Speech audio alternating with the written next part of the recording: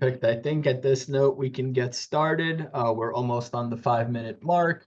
Thank you so much. Good morning, good afternoon, and good evening, depending on where in the world everybody is tuning in from. Thank you so much for connecting for today's episode of CMO Peer Talks. Today, we'll be focused on the local conversions playbook, tips and best practices for helping franchisees specifically craft winning content that is really reflective well in their local communities.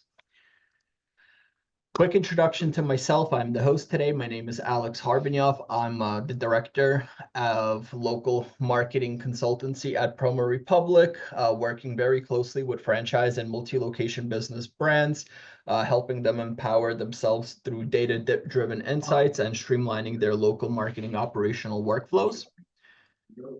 For those of you who are connecting in for the first time, CMO Peer Talks is a community built for franchise and multi-location business marketers to really collaborate, share best practices, and share their learnings. We're a global community of over 3,000 marketing experts together. We typically host events on a monthly cadence. So if you have yet to join the community, please scan the QR code, and we'd love to have you connect with us.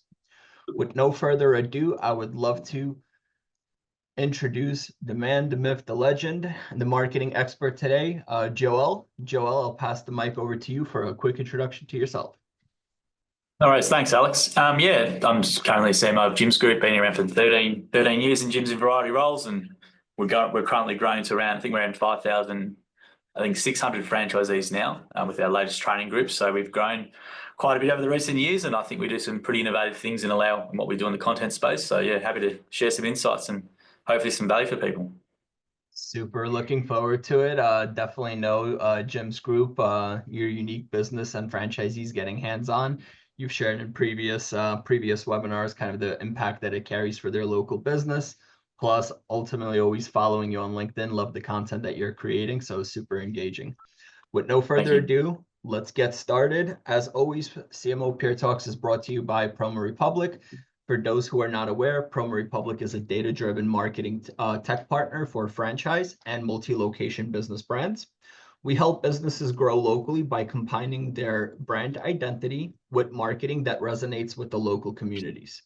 As a partner of currently 100 and up franchise brands, we're now powering over 25,000 franchisees and delivering a data-driven solution that encompasses multi-location marketing, AI-driven workflow automation, and really an adoption program that helps activate your franchisees to get involved locally.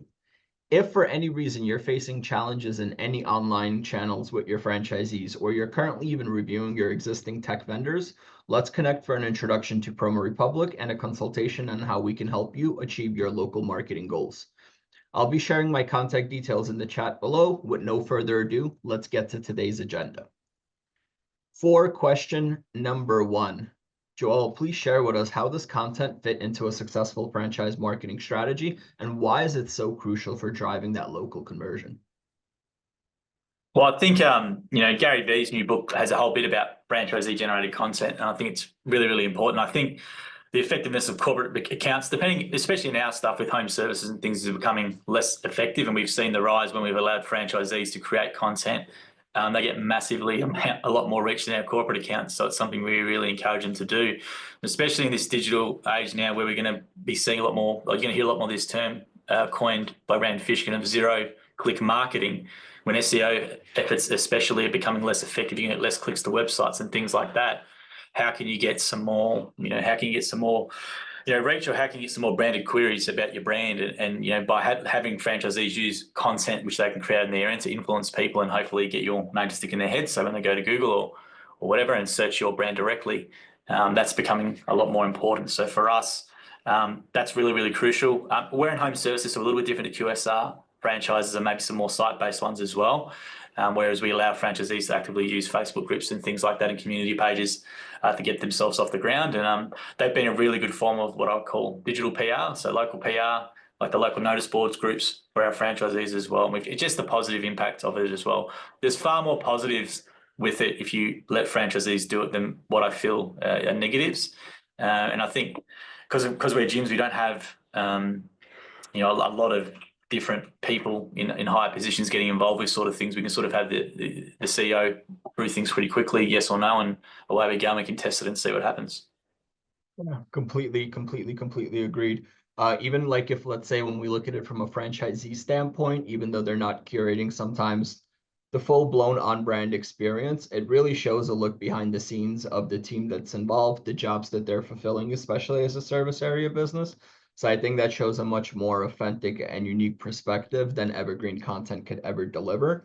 And another kind of key takeaway on my side is I'd say not every brand has the luxury of having, let's say, corporate territories or a corporate location if you're in a brick and mortar space where they can ultimately have a storefront and replicate that content. So leaning into franchisees and also pulling that back into your corporate tone and communication standards, I think it's a very cross-pollinating strategy, in my opinion.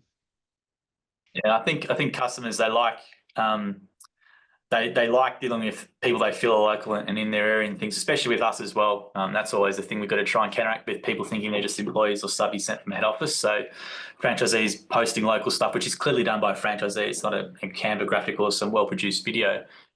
Just goes a long way to building authenticity and sort of letting people know that our franchisees are local in the area. And the content that they create, obviously, can be sometimes what we would call not on brand, but it's real and genuine stuff, and it seems to resonate well. Yeah, completely agreed. Is there any best practices within gyms of, let's say, you identifying some kind of content that really caught your eye, got good traction for a franchisee, to then share that with another franchisee within the same business division? Yeah, it's a good question. So what we do is in new franchisee training, which we have every 3 to 4 weeks, we have anywhere from 150 to 100 new franchisees. I take the social media and AI session, and all I do in that session is show examples. I show examples of these videos, what worked well, what didn't work well, and how they can replicate it as well. Most franchisees, a lot of the content they do, we always share to our head office accounts, which they all follow. We also do internal stuff on our intranet. So I use Loom all the time. I see stuff online. I run over the most successful videos, like the videos like 1 million views or something like that. And I'll do a bit of a breakdown about how they can do it themselves. And they have that there as an example they can always see too. So that's how we sort of communicate it as well. We do our training with our franchisors as well when we have them in here, and we show them the benefits of doing it to and why they should do it as well. And then we also sort of promote to our franchisors to encourage it in their regions and offer some prizes or things like that for best video. And that's something as a head office which we're looking at too, is basically offering cash prizes for, best video or most video with most views every month as well. So to try and get people to do it, because as I said at the start, you're going to hear this term a lot, zero-click marketing moving forward. And I'd say most people on here, if they've got a website, you'd notice your clicks have been declining due to the AI search overviews. So how else can you influence people in your area if you're not getting that traffic from Google anymore? This sort of method, in particular for us anyway, works really, really well.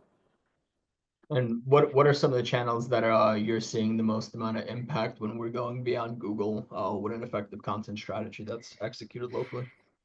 Yeah, so with us, for example, like for the work lead generation side directly, Facebook groups and community pages, and those community pages have been really good for franchisees.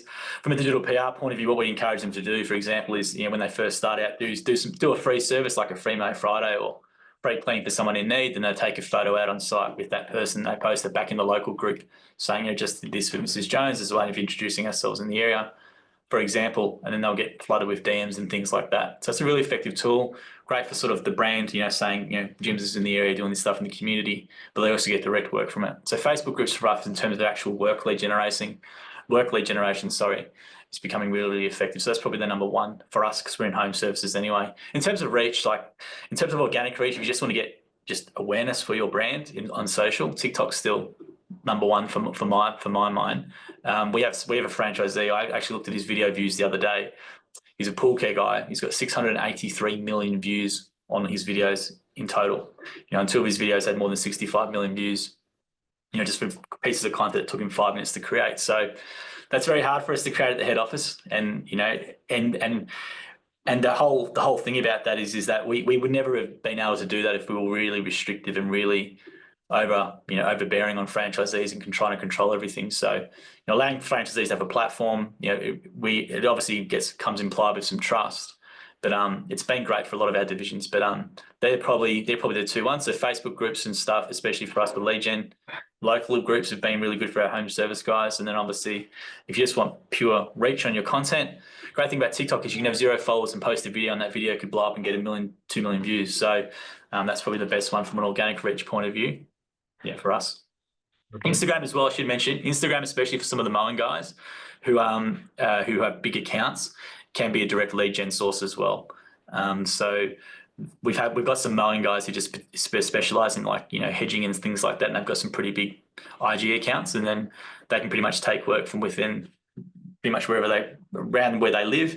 They do get some direct bookings from that as well. Perfect. A lot of best practices, and to kind of reflect back on that franchisee that's just getting millions and millions of views.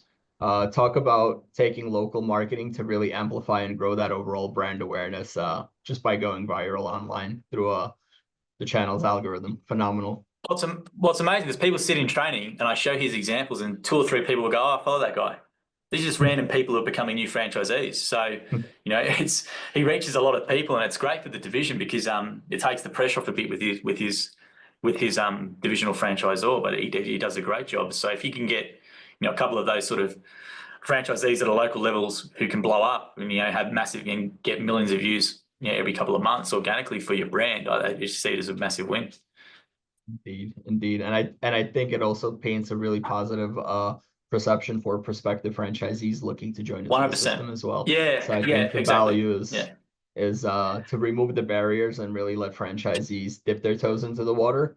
Some might need an extra helping hand. Some could be natural born content creators. So look, that we don't like. It's a good point what you mentioned. So there is different levels of franchisees in terms of what they create. Some are better than others. The ones who stick to it and be ultra consistent have massive accounts, but that's like any business. You can't post on social for 2 weeks and then give up, and you got to keep going. So 6 to 12 months of consistent posting for a lot of those bigger accounts we've got in our gyms franchisees, and they do extremely well as well.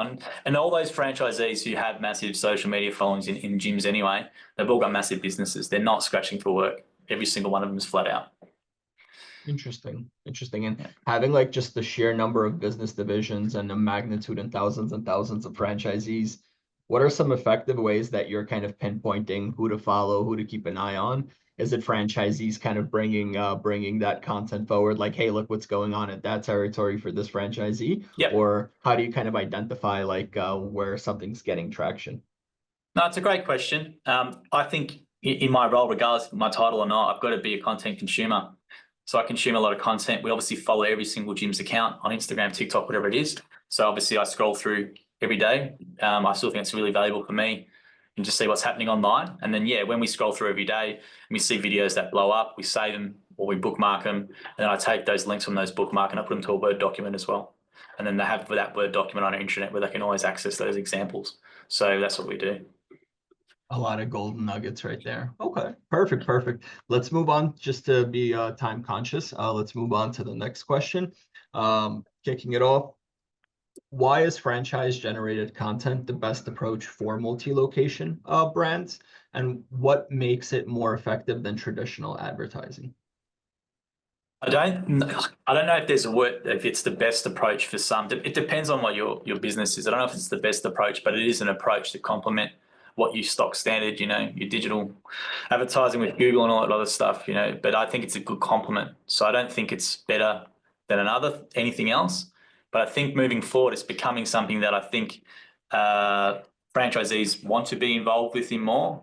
It's better. Franchisees want to feel more engaged with their marketing teams at head office and marketing departments. And I think for us anyway, it was never our intention, but allowing them to have control over their social media felt them more included, and that they're not just, they've got to get approvals for everything and all that sort of stuff. So it gives them more ownership and more brand loyalty anyway, which we found too. Look, with traditional advertising, I've said it multiple times already for people, if you want to have a Google of the Rand Fishkin article, I think it's really on point.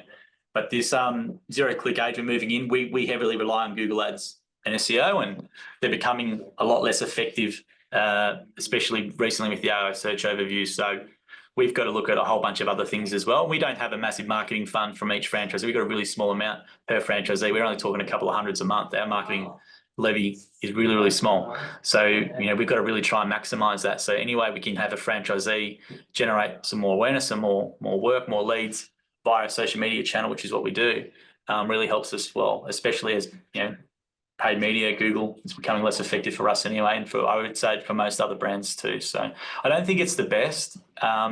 You'd have to decide for your own business, but I just think it's becoming more of a must, and that's probably what I'd say about it. It's becoming more of a must if you can do it.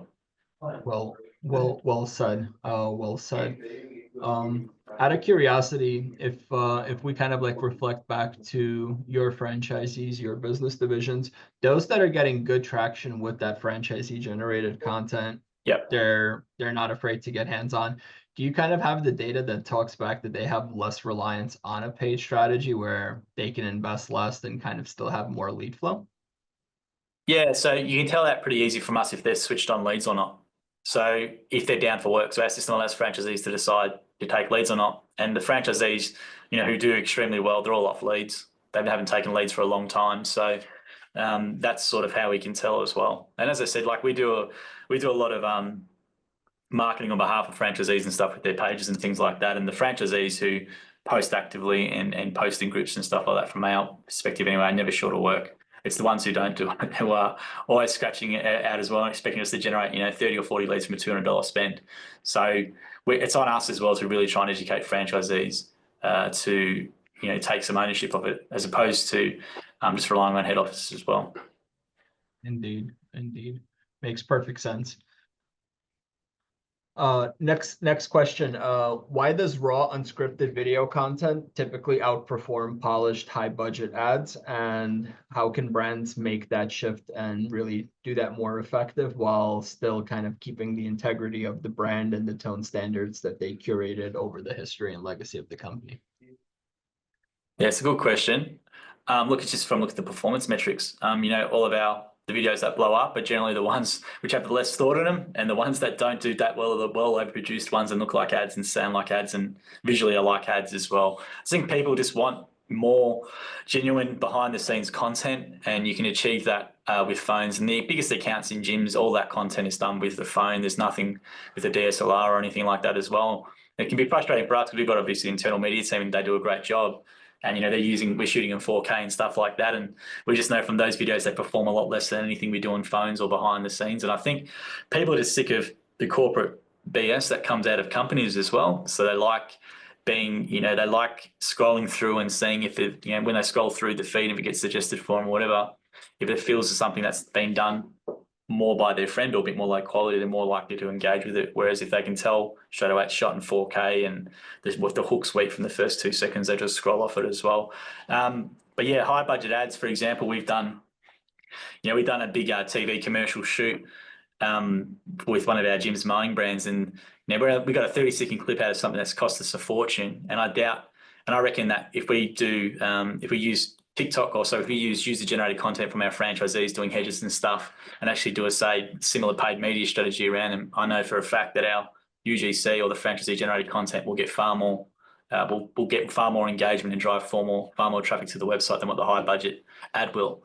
And I've tested that before as well. So it's just something that people want more of. They keep saying we want more authentic and more genuine marketing and efforts, and using the phone is a great way to do it. And with unscripted, you can have, scripts have their place as well. Scripts can perform very, very well if you do it, but it takes a lot of time. And franchisees, you want to make it as low effort as possible. So you can give them things like GPTs and stuff, and you can load various, brand, tone of voice and all that sort of stuff into a GPT and have it we've got one like a Jim's video idea GPT, and I have a whole bunch of PDFs and things like that as well. And I can type in, all right, what's your division? I work in pool care. All right, what do you want to achieve with the video? Type it in and it'll give you a suggested video and maybe some ideas as well based on some stuff that we have too. So that's sort of what we do for franchisees. But I think it's just the way it's just the way people are going now. They don't want to feel as though they're being sold to, and a great way of doing that is with just for raw, genuine, unedited video. In regards to keeping it on brand and on message, that's always going to be a challenge. But I think there's more positives than negatives. And if you do see something, that's why you've got to be active online and make sure whoever your social media manager is active online. If they do see something, they reach out to the franchisee and educate them straight away about it. and they can remove it. But you'll have far more positives than negatives trying this approach. Agreed. Have negatives ever gotten out of control that you had to kind of step in and put some safety nets around the specific franchisee? Look, no, not really. The only time we have issues with that is with us is OH&S stuff. So a lot of the mowing guys in particular, a lot of them don't like using guards on their line trimmers and stuff like that, which none of them use it anyway, but you can't be putting that online, and they might not wear their chaps when they're doing hedging. No one wears chaps when they do hedging, but you're supposed to do it from OH&S. So from us, it's an OH&S point of view, and it's more the independent businesses who see that jump on us a bit more and that sort of stuff. So it's not, I don't think customers really know either way, but that's sort of mainly for us. We jump on it with the OH&S sort of stuff as well. We've never ever had to deactivate a franchisee's account or tell them to deactivate it. Never ever have to do that. Generally ones where we reach out to them and just say, look, you got to make sure everything's uniform OH&S. That's generally the only problem we have. We've never had a franchisee go rogue ever, touch wood, about having a bad franchise experience and then doing a vlog or something like that. We've never had that before, so we've been lucky. Perfect. Best practices, education, ongoing adoption, and keeping those best practices flowing is working great for you. I believe we have a question actually in the crowd. Nina, I see you've raised your hand. You want to drop your question?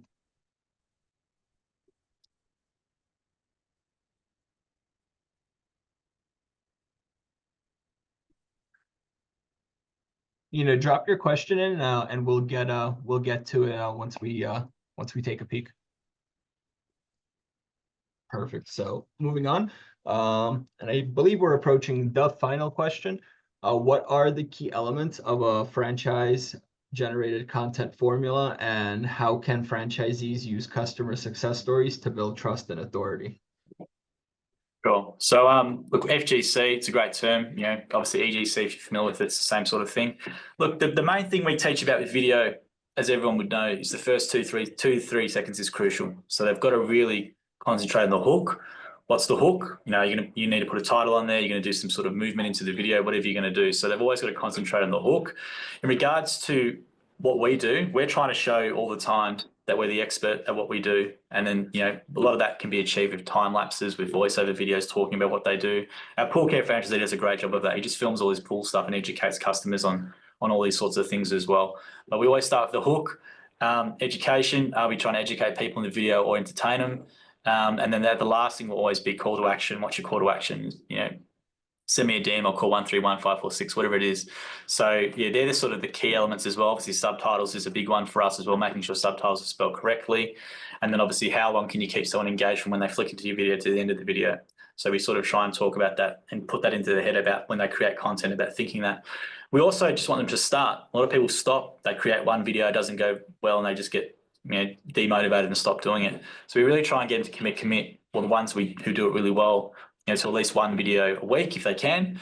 We also we actually do have an editing service internally where we get franchisees to send us Google Drives or stuff from their iPhone, whatever. And we actually edit the videos for them, and then we actually post it on the divisional accounts as well. So we do that quite a bit for franchisees. So we try and take away that barrier of them having to edit it or anything like that. And the great thing about that is that if a video organically does well from a franchisees that we've created, we'll then use that in paid campaigns as well for work lead generation. And the franchisees get a kick out of it because they see it on the main page and it encourages them to do it more and more and more. In regards to the customer success stories to build trust and authority, look, everyone knows it's the simple graphic reviews. We do them all the time.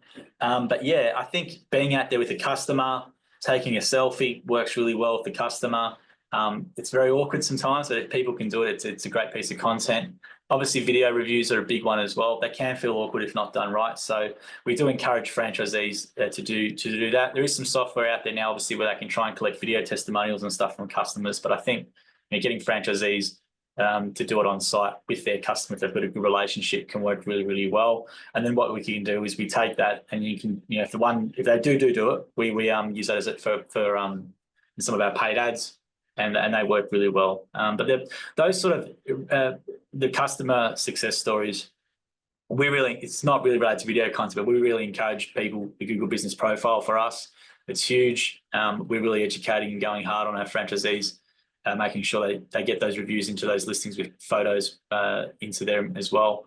And genuine reviews is the main thing. But that's probably the elements to it. But the key elements of the FGC format from a head office perspective is trust and letting go of it. I've dealt with a lot of brands like Bosch and these sort of big brands, which are massive corporates, and just trying to even do a social media video of them is a nightmare. And it puts you off it because you got to do all these approvals and there's 50 cooks trying to have an opinion on this thing for just one piece of content. Whereas we're just like, no, that's your account. We trust you. Here's some examples. Away you go. So letting go a bit is probably the big thing, and not trying to, and don't put I don't require approval of content at head office from any franchisee. So I think that's a really big thing for us. Now that obviously can have its downside, but it has more positives where you're taking away barriers from people from creating content. And if we had to tick off every piece of content from franchisees before it went live, it'd be impossible. We'd have 5-6 people working internally as well. So the key element, I think, from a head office perspective is try and educate, train, show examples as much as possible. You can use things like GPTs as well for franchisees to make it really easy. And then you basically give them the trust to do it. And then once they start doing it, you then encourage it more by maybe using it in paid advertising or give some prizes or things like that, which are all different strategies which we try as well. But I think it's becoming way more important. And I think, you see big corporate accounts online doing EGC sort of stuff. I think franchisees or franchise brands should be exactly the same, which is why we allow it. So we're sort of, I think, it's still something which the industry is trying to get its head around a bit, because obviously there's the corporate brand guidelines and on message and all this sort of stuff.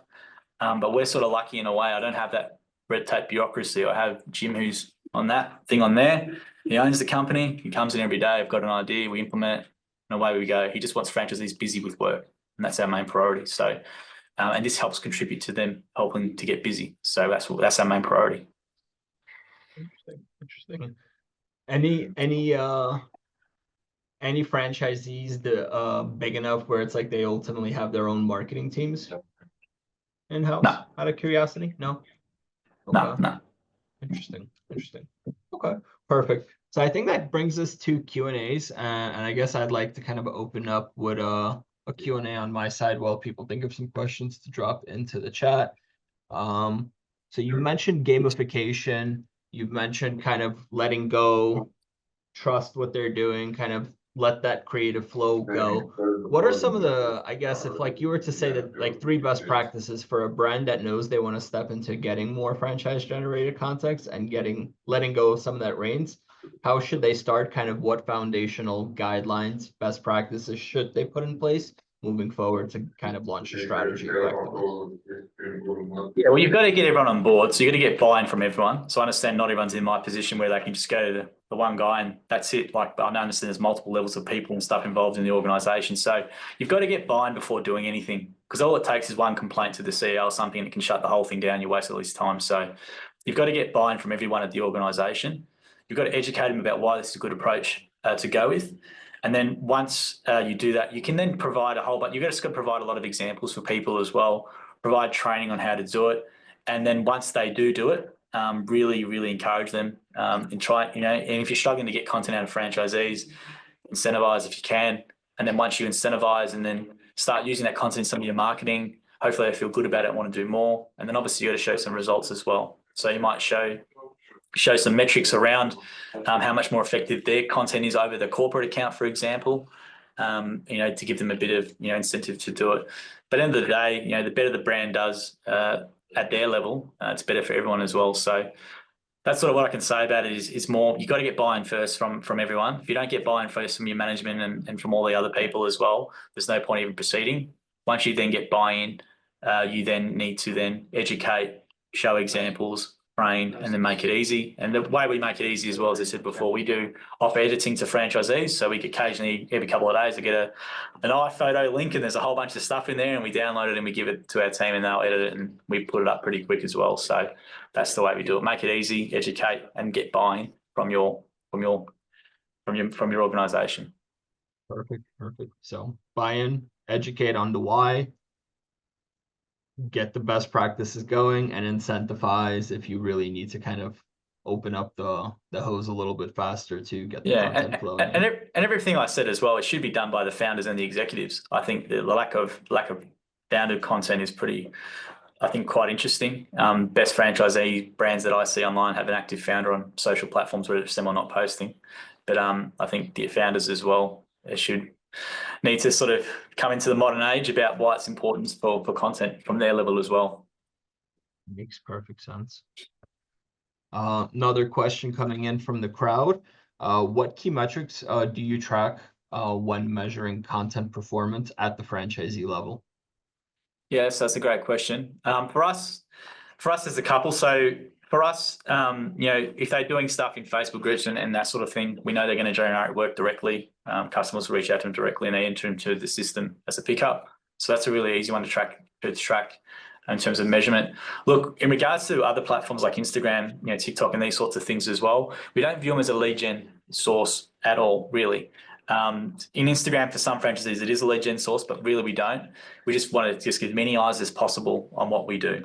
And that's what we do. So views is obviously a big one for us as well. And then with the franchisees, we show them how to look at their IG professional metrics and obviously their TikTok metrics as well for watch time and stuff like that. And once we actually show them how many people who don't follow them, for example, see their content, they sort of get, okay, wow, I can reach that many people with what I do, and away they go. But for us, the main thing for us overall is, are they getting leads or not? And the best one for us anyway, that is Facebook groups and Facebook stuff that we do for them, and they enter into our system as a pickup, and that's sort of the one we're really concerned with. Anyway. Makes perfect sense.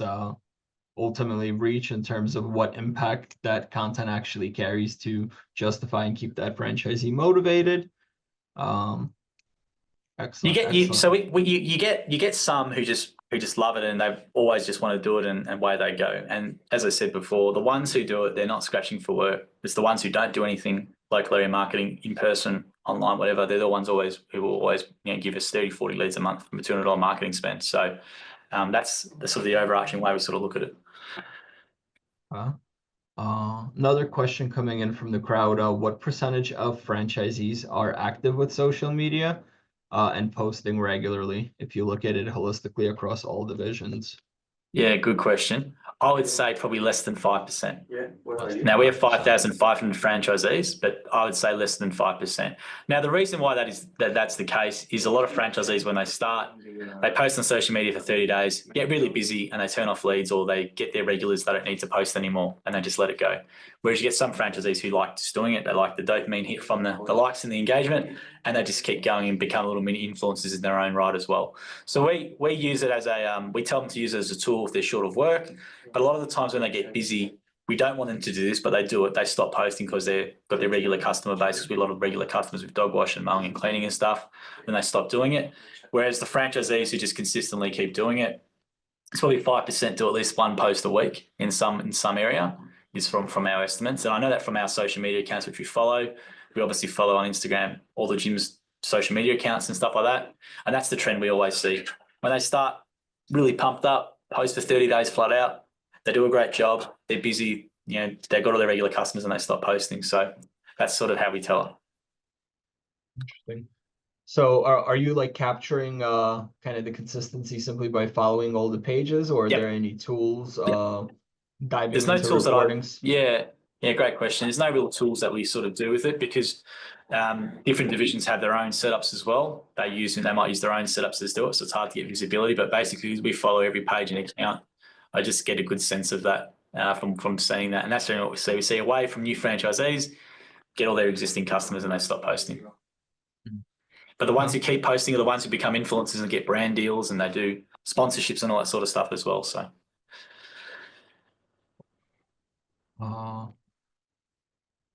Can the inconsistency of content and tone of voice between each franchisee's content ultimately harm the overall brand image and the awareness that you're trying to build nationally? Maybe, but I don't. Our concern is franchisees, do they have enough work or not?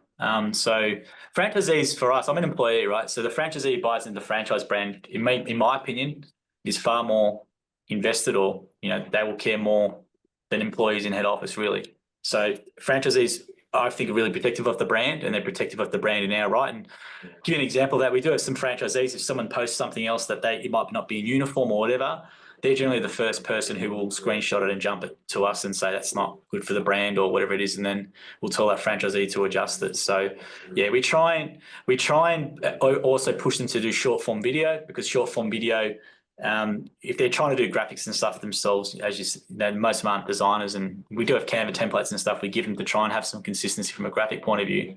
But we do push them to do video, because if they do video, there's less chance of, you know, brand colors or anything being wrong. They have to wear the uniform as by written accordance with their contract when they do jobs, so they're all in uniform when they do it. So I see more positives with the social and see more positives and outcomes as well. You can get franchisees who are a bit different and maybe do different things, but overall it hasn't been a problem, and I haven't really noticed that, you know, there's some harm to brand damage or anything like that as well. Oh, great feedback. It's a good question. It's something you got to consider.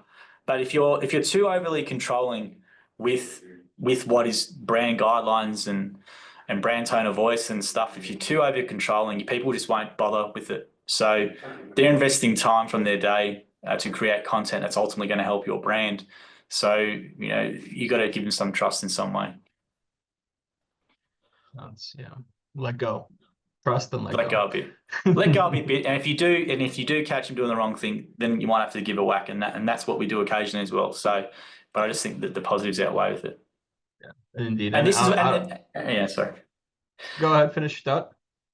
Well, I think inconsistency of tone of voice as well. Like tone of voice, like tone of voice, like who decides tone of voice on the brand? Like, is it's someone who works in marketing who might be sacked the next year, and then there's a new tone of voice coming in. So, like, it's a very subjective sort of thing as well. So I'm not very corporate this sort of stuff in regards to that. And I just think, you know, who are we as head office employees who could be gone tomorrow to then determine all those sorts of things as well, which is why I say franchisees who invest a lot of money, especially in QSR franchise in particular, their opinions on the brand, and they're probably more protective of the brand than people at head office. That's just my opinion. It could be completely wrong, but a very interesting perspective. Indeed. What about in terms of I had a question, but I think I can answer this one. Does the company repost any of the franchisees' content on your official social channels? So I know you mentioned you roll that up to your ads. You can feature that content back to a division. It could be prizes. It could be also kind of that drive for the franchisee seeing their content on that divisional page. But Joel, we do it all the time. That you want to expand upon? Yeah, it's a great question, D. Our Instagram story all the time is franchisees. We just share it to the stories. That goes for all the divisions as well. When they post franchisee generated content, we share it to the stories. We download it and post it natively into those profiles as well for the divisional account. So absolutely, we do it for sure. Sidetracking a question a little bit, understanding that about 5% right now are consistent when it comes down to social. What happens with other 95%? Is there an evergreen content plan that's put in place to support them, to keep their pages at least somewhat active? Or what kind of landscape is? Yeah, so we have divisional pages for obviously all of our different brands, and those divisional pages post daily. So the divisional profiles post daily, and then they can obviously take content from those divisional profiles, especially if they're Canva graphics and stuff like that, and then post them to their local pages and post that in groups and stuff, which is what they do. So we make sure that every division in gyms has which has got more than 20 franchisees at least, has full-time social media cracking on multiple platforms. So that's generally what we do. And done on a level of a division page, not on behalf of a franchisee, correct? No. So we do have divisional page and obviously store locations you can do on Facebook in particular. And then obviously the divisional page content can trickle down to the location page. Yep. Problem with that though is if, like, for example, if you post a franchisee's, let's say dog grooming, for example, you might post, you know, this is B from Blacktown with her recent thing, that filters down to the franchisee's other pages. They get a bit annoyed sometimes that's on their page. So you've got to be careful of what you post in the divisional page in terms of where it filters down. Makes sense, yeah. So if doing a centralized parent-child trickle of content, be very mindful of how you can make that universal to be applicable. Correct. Kind of to all. I made a mistake a lot. So you know, my team who I get to do that sort of stuff, they make that mistake a lot. So yeah, that's one thing to keep in mind if you do that structure. Turning to the crowd, any other questions? We have a question coming in from Mark. How do you handle those franchisees that don't have enough leads and don't post on social media to try to generate more leads? Is it more ad spend, or what are some of the other? Great question. So in gyms in Australia anyway, we have a thing called the pay for work guarantee, which is if a franchisee doesn't make enough money or whatever, we actually will pay them to do promotional services and free services to friends and families in the community in the area. So that's what we encourage them to do. And we find that if franchisees do this thing called the pay for work guarantee, they generally generate enough work from that, from local area marketing sort of stuff. Because they have to do these local area marketing activities to get paid money. So it's not just a free cash thing. So for example, if we have a $2,500 pay for work guarantee, and then one week they make $1,500, we'll pay them up to $1,000 to do free services and do promotional activities in the area as well. And we find that franchisees who do the pay for work guarantee fully, they will become busy as well. But yes, we do increase ad spend as well. But our CEO Jim's really good. They generally email him if they've put short of work. And then there are things internally which we'll do. We'll look at the ad spend. We'll look, do they have everything in place with GMB and Facebook pages? But we also do put it back on them a bit and say, post about free services in local groups and do these sorts of things as well. So we do put it back on the franchisee for the local area marketing stuff. But our pay for work guarantee, when they do that, which is a form of local area marketing, and one of those actual tasks that they can do to claim the pay for work guarantee is actually post in a local group, like the tactic I was talking about, saying, we're offering a free dog wash or mow for someone in need, please send me a DM. And if they do those type of activities consistently, they generally then build their pipeline, their reputation in the area, and some referrals, and away they go. Perfect. So a couple more channels to basically lean on, and initiatives that a franchisee can rely on to get to hit the ground running. Yeah. D is coming in with a question. Are the comments turned off on franchisees' posts? And if not, who responds to any negative feedback? The franchisees directly? Great question. Yeah, so great question. So all the divisional accounts, we obviously run a heap of ads for recruitment and stuff like that. We'll come in every day and obviously deal with those comments. I like responding to comments and keeping comments not hidden. For example, if it's something where it's a curly, we always get a lot of smart aleck questions regarding being a franchisee, and then we try and keep those open as well. We actually use that for content. I'll screenshot all those negative comments. We take those images, and then we obviously do response videos with our CEO and founder to them too. On the franchisees pages, we don't turn off the comments. It's up to them to manage their reputation as well.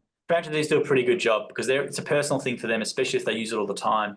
They will always hide their comments or delete or just block the person as well. We do talk to them about, if you do get a comment which is a bit different or a bit curly or a bit negative, if they do leave a nice response as well. I think when people do see those posts and they see the comments, if they read it for whatever reason, it's not a little bad tactics to show that you're listening and active on the page as well. But we do leave it up to franchisees to manage their own comments on their pages, and they do a pretty good job. Makes perfect sense, because ultimately if franchisees on the forefront, that engagement coming their way, they're going to be able to process that. There's no way that a brand would be able to interpret what that conversation could be happening about, especially. And they wouldn't want us. Exactly right, Alex. They wouldn't want us posting on their behalf anyway. It's their page, so they want to deal with it in their own way. And I haven't really had a problem with a franchisee like swearing at a customer or saying something bad back to them and having any issues. It might have happened, but I haven't heard about it. But most franchisees are really protective of the brand, and those pages are personally theirs, which they really treat like theirs. So it's in their best interest to represent the brand well. And if something did happen where they did respond in a negative way back to a genuine customer query or whatever, we act on that pretty quickly. Makes perfect sense. Any other? There's another one up there, Alex. Sorry, by Daria. There was a question. Sorry, the Daria 1137.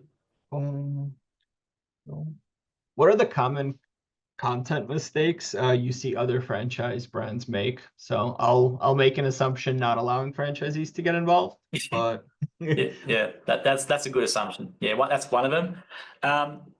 Overproduce stuff. Engaging your video agency and paying them a lot of money to create a whole bunch of slick looking stuff, and then you realize when you post it probably doesn't get the reach that you want, whereas the phone content stuff works really well. I do think founders and executives not being active on platforms, especially like LinkedIn, or having a presence in some way, is definitely harmful as well. Franchisors not having a presence, I think, is a big problem. I think if you're buying a franchise of someone and you do a Google search on that person, I know I Google search people I'm dealing with a lot of the time, what comes up for them? A lot of the times it's nothing. So making sure you have your franchisors or whoever's selling your franchise or the executive team, whoever it is, having some sort of Google footprint, and if they can, have a Google Knowledge panel. So I've got a Google Knowledge panel for that sort of reason. We actually educate franchisors to do interviews with me. Then what I actually do is I take that video, we repurpose into a blog, we put it on gyms.net with their name in it. So at least if someone does search their name, they've got some sort of credibility as well. So not having a digital footprint at a head office level or with master franchisees or franchisors, I see is a really big problem as well. And not having your founder or CEO active on the platform, because a lot of franchises, like most franchises have a really good founder or a really good story of how it came about. Most franchises, brands, if they're still privately held anyway, have an active founder in the brand and they have a really good story, really good origin story. And you don't see that shared that much. And for us, we're really lucky because our CEO, our brand's really well known. But we get a hell of a lot of opportunities for us by us posting on LinkedIn and things like that and doing podcasts and stuff with our founder on an active basis. And that's the big mistake I see. It's good for me because I see a lot of our competitors, you see them running a lot of ads and stuff like that. And I talk to franchisees in training here and I say, they're not just looking at you, they're looking at 3 or 4 other franchise brands. And a lot of the time, big differentiator for us is our founder and how active he is online and how genuine and honest he is. And you can't even find out anything about the CEOs or whoever they're looking at for the other brands as well. So that's probably a couple of the biggest mistakes I see. Well, sharing the secret sauce.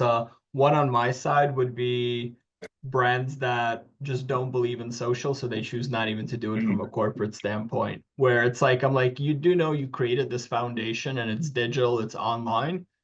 Your last post from a corporate standpoint was 4 years ago. Your franchisees gave up 2 years ago. What's going on here? Look, I think the biggest, that sort of thinking is crazy, and we did 2019, we had no social media as a corporate head office. And since 2019, we were at 3,600, 3,200 franchisees for around 10 years up until 2019. We started doing social media. We got up to 5,600 now in the space of 6 years. So we've changed nothing else about our models changed. Nothing else has changed about what we do. It's been one thing, which has been video, a lot of social media on a daily basis. So for us, it's had a tangible benefit. It's why we keep doing more of it. And I think, I think people who have that mindset are a big problem in organizations. And I think with the rise of zero-click marketing, look up the Rand Fishkin article in particular and have a look. I think to have that sort of mindset, if you've got leadership or marketing people with that mindset, time to move organizations or time to move them on. Agreed. Yeah. Take a quick look. Any other questions coming in? We're coming into the final minutes of the session, everybody. I think we got all of them. Joel, any closing thoughts on your side? Anything you want to share with the audience? Oh, look, you can reach me. Just Google my name, Joel Kleber. I'll come up. You can reach me via that.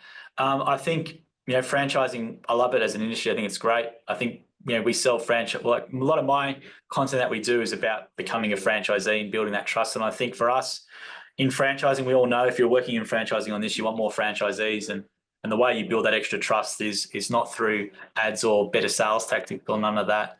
It's through content, and content is your bridge to get more franchisees in your brand. People, when they're making a massive purchasing decision for a franchise, ads are only 30, 50K, very cheap compared to 200K or 300K. They want as much information as possible. And look, the information packs and stuff, they're stale, they're out of date. Podcast, long form content, especially when it comes to franchise purchasing decisions, is probably the biggest closing thing I can say. And the reason why I share that is because we've been doing it for 6 years. So we've got a bit of a content machine, and it's pretty hard to replicate. But I think it's a massive opportunity, especially in America. There's a guy called Mike Andes. Mike Andes, you should YouTube him. He spends 1.6 million US on video content every year.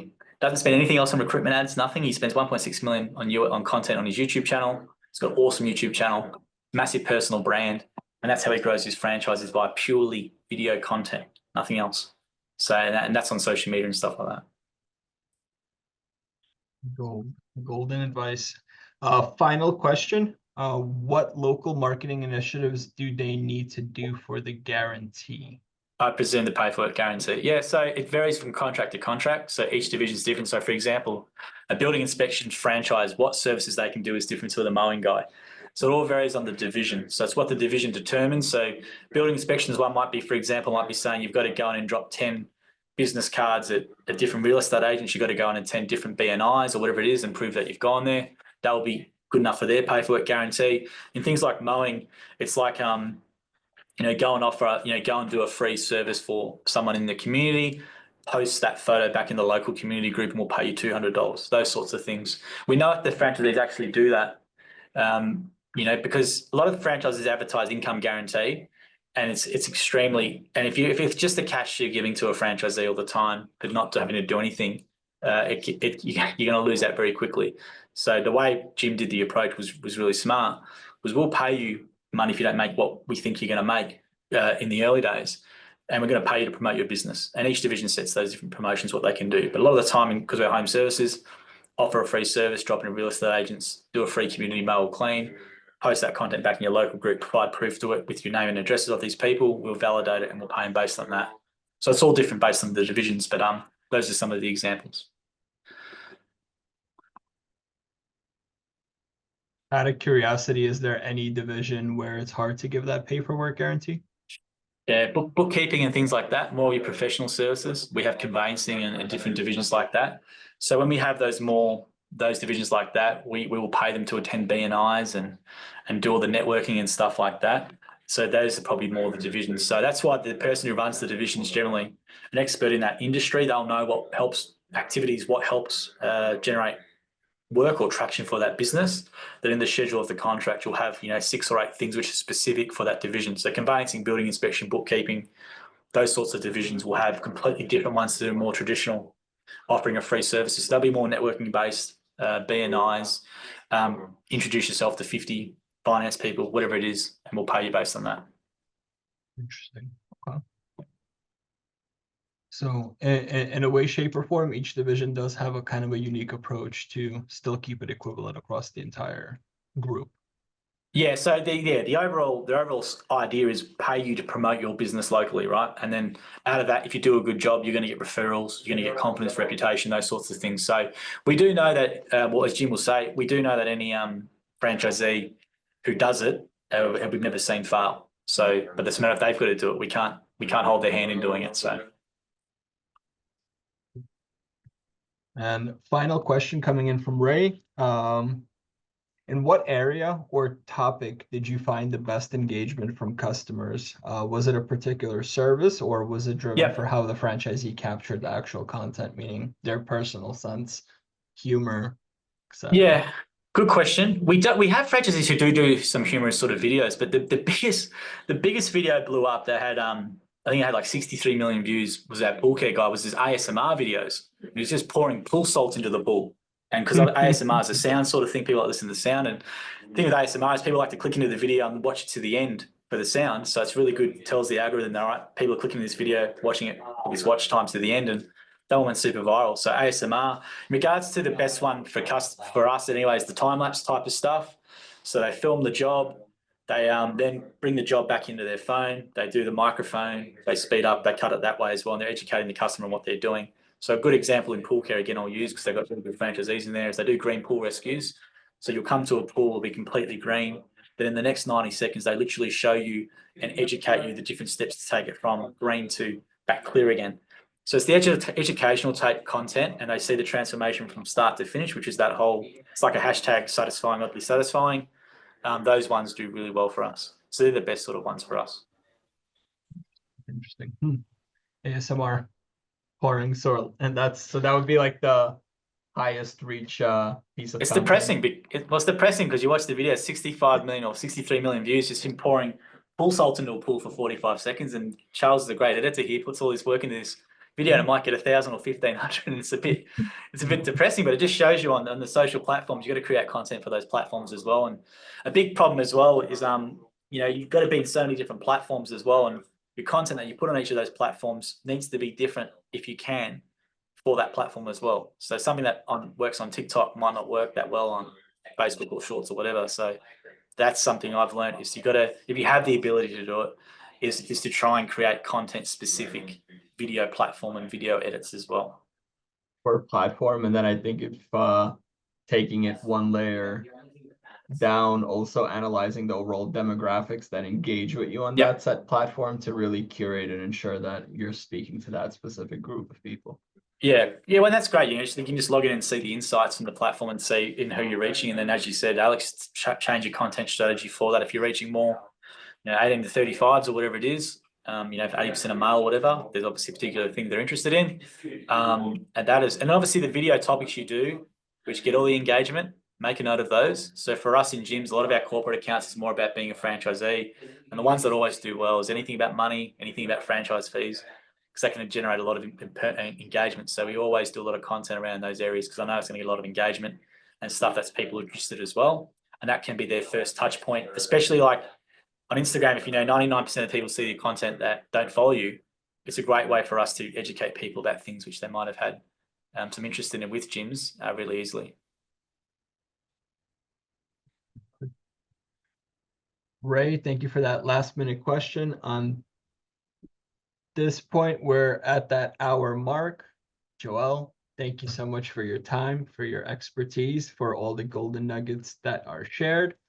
If anybody has any follow-up questions, please don't hesitate to reach out to us. Feel free to reach out to Joel directly as well. Thank you for connecting and wishing everybody a productive day. Thanks, Alex. Thanks, guys. Thanks for listening. Thank you.